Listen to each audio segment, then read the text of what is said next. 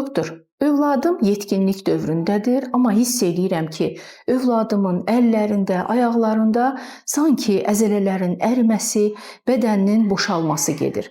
Bu hər hansı bir xəstəliyin əlaməti ola bilərmi? Bəli, çox təəssüf ki, nadir olsa da, xüsusilə yetkinlik dövründə 15-20 yaş arası başlayan Charcot-Marie adlandırılan sensomotor neuropatiya, irsi neuropatiya deyilən bir xəstəlik var.